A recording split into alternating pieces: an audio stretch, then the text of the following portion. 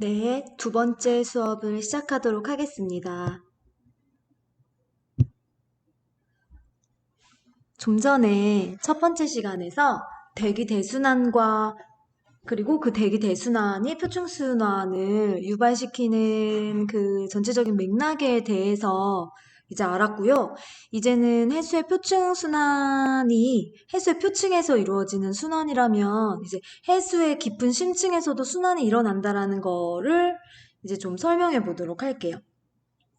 자, 일단 들어가기 전에 여기에 좀 흥미로운 그림들이 나오는데요.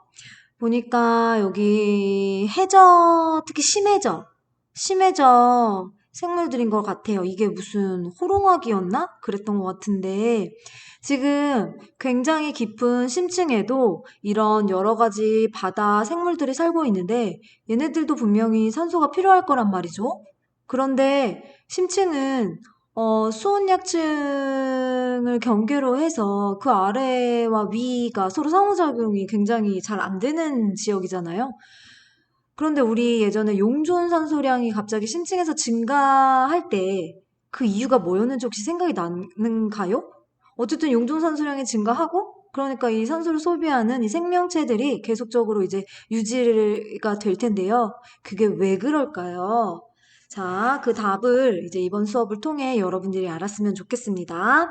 자, 그럼 여기 일단 오늘은 심층 순환에 대해서 할 거고, 수온 염분도는 이미 이제 여러분들이 배웠는데요. TS도죠? TS도. 북은 뭐지? 이건 아무것도 아닌 것 같아요. 그 다음에 수계라는 거는 어떤 물리적인 특성, 그러니까 온도와 염분과 같은 그런 특성이 좀 일정한 덩어리인 거죠. 해수에도 그렇게 어떤 그 특징이 좀 일정한 그 덩어리가 있어요. 그거를 수괴라고 이제 표현을 합니다. 자, 그 다음에 남극 저층수와 대서양 심층수가 뭔지 이제 계속 나올 거예요. 오늘은 이거를 다 알고 가는 것으로. 네. 일단 심층순환은 자, 보십시오. 심층순환을 설명하기 위해 여기 이렇게 심층순환의 발생 원리와 관련되는 실험이 나왔는데요. 한번 이제 상상을 해볼게요. 지금 여기는 얼음물을 이제 붓고 있고요. 지금 이게 욕조 안에 여기 보니까 종이컵을 부착했어요. 그래서 이곳은 이제 파란색으로 염색한 아주 차가운 물. 그 다음에 이쪽은 물 색깔이 빨갛네요. 빨갛게 이제 색상을 입힌 소금물입니다. 얘네들을 보면은 여기 종이컵 두 개 바닥 중앙에 송곳으로 구멍을 뚫었다고 했잖아요. 그럼 이 컵에다가 이 물을 따르면 그 송곳으로 뚫린 구멍을 통해 분명히 뭐 이렇게 떨어지겠죠. 밑으로 내려갈 거란 말이죠. 아, 이거 같은 색으로 해야겠다. 그러면 어떻게 될까요? 이렇게 막 퍼질 것 같나요? 어떻게 될까요? 네. 이 실험하면 진짜 신기하게도 어쨌든 이렇게 부면은 요 구멍을 통해서 이렇게 쪼르륵 나오게 되잖아요. 만약에 확 부면은 물론 확 섞일 수 있죠. 그런데 지금 갑자기 확 붙는 게 아니라 그 작은 구멍으로 이제 공급이 된단 말이죠. 이때 이 얼음물이요. 이렇게 가느다랗게 내려와서 밑에서 이렇게 퍼집니다. 얘도 마찬가지예요. 얘도 이렇게 쭉 내려와서요. 쭉 내려와서 여기서 이렇게 퍼집니다. 아, 여기 보니까 그려보자라고도 나와 있는데 한번 이렇게 그려봐 주세요. 그리고 제가 한번 이 실험 영상을 이 수업 영상 안에 붙여넣기를 한번 시도해 보도록 할게요. 어렵지만.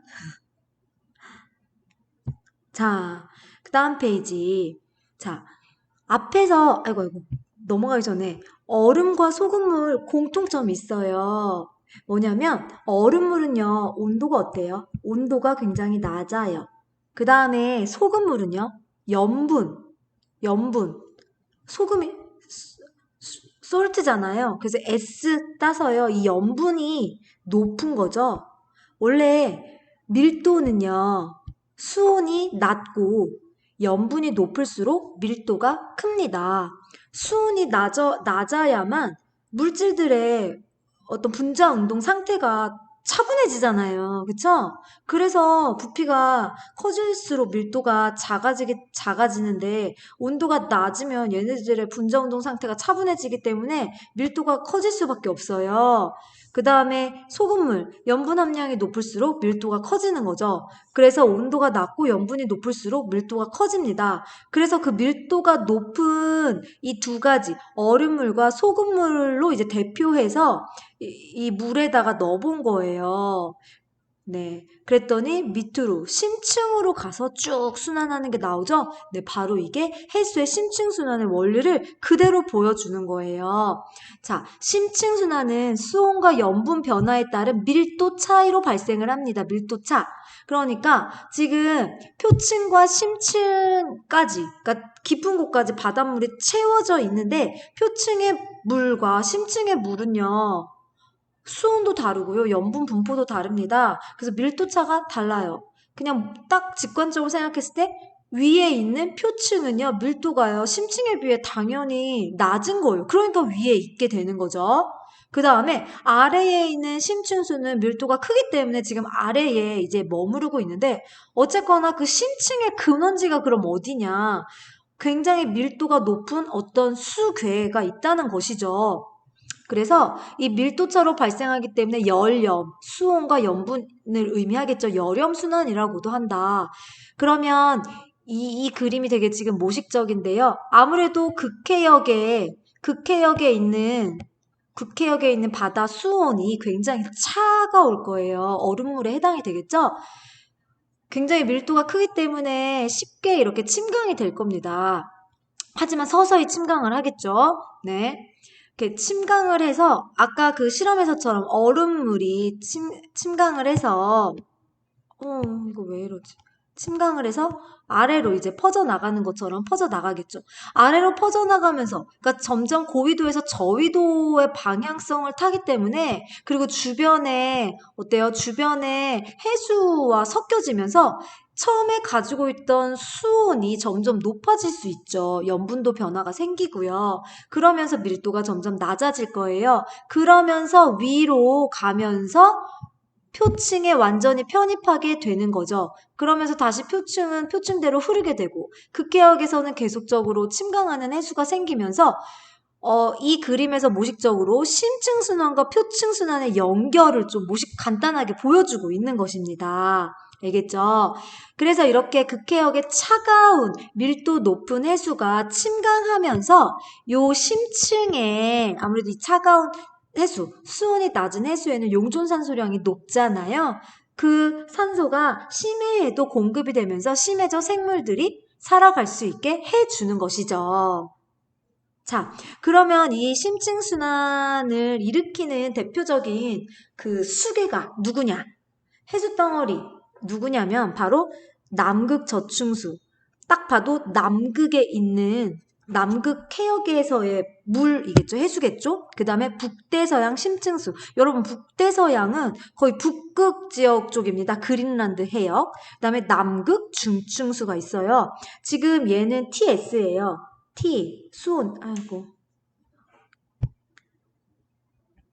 T, 그 다음에 S예요. TS도는요, 대각선으로 이쪽 방향으로 이렇게 갈수록 점점 밀도가 높아져요. 즉, 수온은 낮아지고, 그 다음에 염분은 높아지는 이 조건, 이 조합으로 이제 밀도가 결정된다고 했잖아요. 그래서 지금 이 파랗게 1.028로 1.0280, 1.027로 이게 지금 같은 밀도를 나타낸 등밀도선이에요. 등밀도선. 그러니까 여기에 있는 거나 여기에 있는 거나 여기에 있는 해수는 각각 수온, 염분의 조합은 다르지만 밀도는 지금 같은 거죠. 밀도 자체가 지금 수온과 염분의 조합으로 이루어지는 거니까 그래서 같은 밀도의 그 수온 염분 조합을 이렇게 선으로 그려 놓은 것이죠. 그래서 보면 지금 이렇게 대각선 방향으로 갈수록 밀도가 커지는 건데 가장 밀도가 큰 거는 바로 남극 저충수. 그 다음에 약간 밀도가 살짝 그보다 낮은 거 북대서양 심층수가 2등, 그다음에 3등이 남극 중층수입니다. 이 크게 요 세 가지가 심층순환을 일으키는 대표적인 해수 덩어리이니까 꼭 알아둬야 합니다. 알겠죠? 아이고, 네. 자, 그 다음 페이지. 자, 그러면 그 위치를 한번 볼게요. 여기 그림을 보면 북극곰이 있네요. 레브라도 해, 그 다음에 노르웨이 해. 다 여기가 지금 이게 그린란드고요. 이쪽에 이제 노르웨이, 핀란드 막 그 북유럽이 있어요. 여기가 바로 북대서양입니다, 여러분. 그래서 여기에서 북대서양 심층수가 만들어지는 거예요. 자, 그 다음에 웨델해. 여기 지금 펭귄이 있네요. 남극의 펭귄이요. 여기서 남극 저층수가 만들어집니다. 위치를 잘 알아두세요. 여기 북대서양 심층수 웨델해. 여기 남극 저층수. 자, 그럼 여기 밑에 그림을 또 볼게요. 남극이고요. 여기 그린란드 북극입니다. 네. 보면은 북극에서 북대서양 심층수가 이렇게 오고 있어요. 그쵸? 아까 순서 우리 1등, 2등, 3등 매겼잖아요. 그거 다시 한번 기억하면서 이 그림을 볼게요. 남극 대륙에서 가라앉아서 가장 밑으로 들어가는 남극 저층수. 밀도가 제일 컸어요. 그렇죠. 그 다음에 북대서양 심층수. 그 다음에 남극 중층수입니다. 그래서 지금 요 지역 같은 경우는요. 여기 남극 저층수 구간, 여기는 북대서양 심층수 구간, 여기는 남극 중층수 그 구역으로 좀, 요 위도대 보면은 분리되어 있어요. 그쵸? 여기 같은 경우는 남극 중층수, 북대서양 심층수, 남극 저층수 이렇게 층 구별이 좀 뚜렷해 보이네요. 그리고 그 위에는 표층수가 있어요. 그렇죠? 그래서 이게 이제 그린란드와 남극 대륙의 북대서양 심층수와 남극 저층수, 그 다음에 이 남극 저층수에서 시작했으나 이 일부는 이제 남극 중층수가 되는 요 심층순환의 근간을 이루고 있는 해수 덩어리를 측면에서 보여준 것입니다. 이해되셨나요, 여러분? 자, 그러면 얘네들이 이렇게 아래로 가라앉아서 지금 고위도에서 저위도 쪽으로 지금 오잖아요. 이러면서 아까 어떻게 된다고 했죠? 수온이 좀 높아질 거고요. 왜냐하면 주변 해수와 점차 섞일 거란 말이죠. 그러면서 자기 특징을 좀 잃어버릴 수 있겠죠. 그럼 더 이상 그 심층수를 형성할 수 없겠죠. 그쵸? 이렇게 된 그 해수는 점차 위로 올라갈 거예요. 그러면서 표층수에 편입하게 되는 것이죠. 네. 그래서 여기 보면은 컨베이어 벨트처럼요. 이제 파란색은 지금 심층수 이렇게 쭉 해서 이쪽으로도 가서 표층수에 편입하고요. 이쪽에서도 지금 표층수에 편입하고요. 그런 과정들이 나왔습니다. 여기 보면 이처럼 표층순환과 심층순환은 컨베이어 벨트와 같이 연결되어 전 지구를 순환하고 있으며 한 번 순환하는 데에는 약 1000년이 걸린다. 네. 심층순환은 굉장히 지구 규모로 굉장히 크고요. 오랜 시간 지속되는 것이죠. 굉장히 서서히 이루어지는 것이죠. 만약에 막 순환이 멈췄다고 해서 갑자기 확 멈추지 않고요. 그 흐르던 관성이 있으니까 이제 서서히 멈추게 될 건데 그렇게 서서히 멈추게 되면 이 심층순환이 멈추게 되면 표층순환에도 분명히 영향을 줄 거고요. 표층순환에 영향을 주면 아까 그 표층순환을 이루고 있던 한류와 난류 같은 또 해수의 움직임이 바로 영향을 받기 때문에 아까 그 한류와 난류는 주변 지역의 기후변화를 일으킬 수 있다고 했잖아요. 그러니까 분명히 이상기후를 발생시킬 수 있는 것이죠. 그래서 지금 그거에 대한 얘기가 여기 나오는데 해수의 순환이 지구 기후 변화에 영향을 준 사례를 한번 알아보자 하면서 영거 드라이아스 빙하기. 영거 드라이아스 빙하기라는 거는 갑자기 지구의 기온이 낮아진 거예요. 갑자기 빙하기 왔어. 짧은 빙하기가. 그때 꽃이 갑자기 번성했는데 이 꽃은 뭐냐면요. 빙하기 때만 드라이아스라는 그 꽃이 있어요. 네, 얘가 갑자기 번성했 했었어요. 그래서 영거 드라이아스 빙하기라는 그 명칭을 붙여준 시기인데요. 갑자기 진짜 온도가 뚝 떨어졌죠. 근데 이 이후에 갑자기 또 온도가 훅 높아졌어요. 여기 보니까. 그렇죠? 자, 그러면은 이게 이제 과학자들은 어떤 해수순환과 연관되어 있다라고 이제 생각을 하거든요. 자, 과연 뭘까요, 여러분? 그거 한번 지금 검색해 보세요. 음, 한번 검색을 해보고 나중에 등교했을 때 제가 여러분들에게 물어보도록 하겠습니다. 선생님들이 항상 여러분들에게 질문을 하거나 뭔가를 이제 던지면 그거를 잘 받아야 돼요. 그 기회를 놓치면 안 돼요. 알겠죠? 네. 말했잖아요. 그런 모습이 마음속에 저장되는 거라고. 아셨죠? 본인의 잠재력을 그냥 잠재력으로만 묻어두지 말고 좀 표현하고 끄집어내주기 위해 노력을 해야 된다는 거죠. 아셨죠? 그리고 제가 이렇게 지금 교과서를 바탕으로 수업을 하고 있지만 여러분은 항상 열려 있어야 돼요. 그래서 선생님의 말을 좀 비판적으로 받아들이는 것도 조금 필요합니다. 막, 근데 터무니없이 비판적인 게 아니라 명확하게, 내가 어디서 무슨 자료를 봤던 것 같은데? 하는 것들이 있을 거란 말이죠. 그런 것들이 만약 교과서 내용이나 저의 설명과 약간은 불일치하는 부분이 있거나 한다면 바로바로 그런 것들을 저에게 피드백 해주세요. 네. 그러면 그걸 확인해 보고, 요즘은 이런 연구가 있었고, 이제 이런 식의 관점이 필요하다라는 걸 좀 이해하면서 우리의 지식과 어쨌든 어떤 학문적인 거를 바라보는 태도를 점점 시켜야 되는 거죠. 저 역시도요. 아셨죠?